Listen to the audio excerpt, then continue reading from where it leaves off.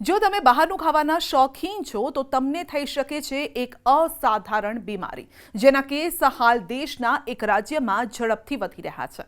જી હા, મહારાષ્ટ્રના પુણેમાં અચાનક વધી રહ્યા છે જીબીએસના કેસ. ત્યારે સવાલ એ છે કે શું ફરી એક નવો વાયરસ કરશે અટેક?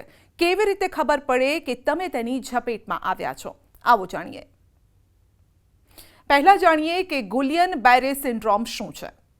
ગુલિયન-બેરે સિન્ડ્રોમ અથવા જીબીએસ એક દુર્લભ ન્યુરોલોજિકલ રોગ છે. તેનો અર્થ એ છે કે તેના કેસ સામાન્ય રીતે જોવા નથી મળતા.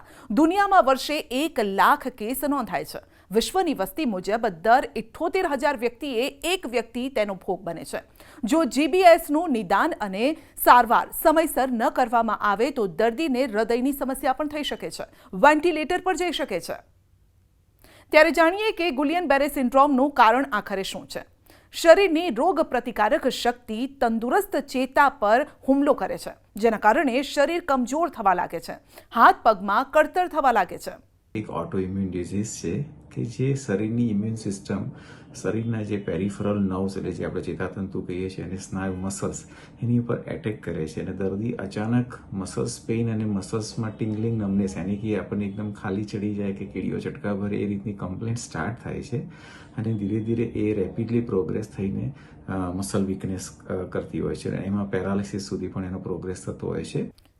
ગુલિયન-બેરે સિન્ડ્રોમના લક્ષણો શું છે તે પણ જાણી લો. પ્રથમ તો પગમાં નબળાઈ અનુભવાય છે અને ત્યારબાદ હાથમાં. કેટલાક કિસ્સાઓમાં દર્દીઓને શ્વાસ લેવામાં તકલીફ થાય છે. જીબીએસના લક્ષણો થોડા કલાકોથી લઈ 3 થી 4 દિવસમાં દેખાય છે.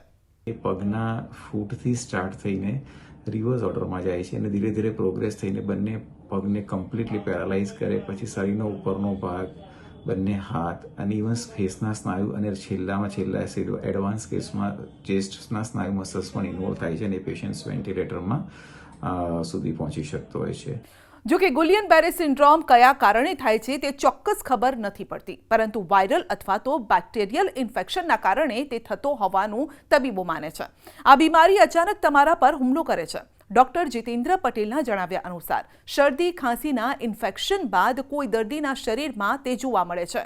સો પોસ્ટ ઇન્ફેક્શન એટલે એમાં મોસ્ટ કોમન ઇન્ફેક્શન છે એ આંતરડાનું ઇન્ફેક્શન, એટલે કે આપણે ડાયરિયા, વોમિટિંગ કે એવું કોઈ ઇન્ફેક્શન થયું હોય, અથવા તમને રેસ્પિરેટરી ટ્રેક ઇન્ફેક્શન એટલે કે ગળા કે શરદી કફનું ઇન્ફેક્શન થયું હોય, તો એમાં રહેલા અમુક વાયરસ અને બેક્ટેરિયા આ ગુલિયન-બેરે સિન્ડ્રોમ્સ માટે જવાબદાર હોય છે. જો તમે બહારના આઉટસાઇડ ફૂડ ખાતા હોય, એમાં અનપેસ્ચ્યુરાઇઝ મિલ્ક પ્રોડક્ટ, પર્ટિક્યુલરલી ચીઝ અને પનીર કે જેની અંદર એનું હાઈએસ્ટ પ્રમાણ હોય છે,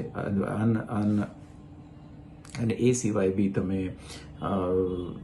અનકુક ફૂડ તમે ખાઓ, રો ફૂડ ખાઓ, તો એ બધામાં પણ આ બધા બેક્ટેરિયા આપણા શરીરમાં જવાની શક્યતા રહેતી હોય છે. એટલે અત્યારે જ્યારે પૂનામાં જે બી કેસીસ જોવા મળ્યા, એક્ઝેક્ટ ચોક્કસ કારણ હજુ જાણવા નથી મળ્યું, પણ મોસ્ટ પ્રોબેબલી ફૂડ આઉટબ્રેક હોવાના ચાન્સીસ હોઈ શકે. બીજું, વાયરસથી પણ આ ઇન્ફેક્શન્સ ફેલાય છે. તેથી જો તમે હાથ અને પગમાં નબળાઈ અનુભવતા હોય તો ખાસ કરીને કોઈ પણ ચેપ અથવા તો ઝાડા ઉલટી પછી જો નબળાઈ થતી હોય તો તુરત જ ન્યુરોલોજિસ્ટની સલાહ લો, જેથી સમયસર જીબીએસની સારવાર કરી શકાય. એમાં EMG અમે ટેસ્ટ કરતા હોય, જેમ આપણે હૃદયનો કાર્ડિયોગ્રામ કાઢીએ એમાં ઇલેક્ટ્રો મસલ ગ્રાફ માટે EMG ગ્રાફ છે, જેમાં મસલ વીકનેસને નર્વ વીકનેસ ડોક્યુમેન્ટ થતી હોય છે અને ડાયગ્નોસ થતું હોય છે. એ સિવાય દર્દીના કમરમાંથી પાણીની તપાસ કરીને પણ એમાં બેક્ટેરિયલ કે વાયરલ ઇન્ફેક્શન અથવા એના ફ્લુઇડ્સના પ્રકારના આધાર પર આ નિદાન થતું હોય છે. નોર્મલી આ પ્રકારના દર્દીનો પ્રોગ્રેસ પહેલા 2 થી 3 વીક સુધીમાં હોય છે અને પછી એ સ્ટેબલાઇઝ થતો હોય છે.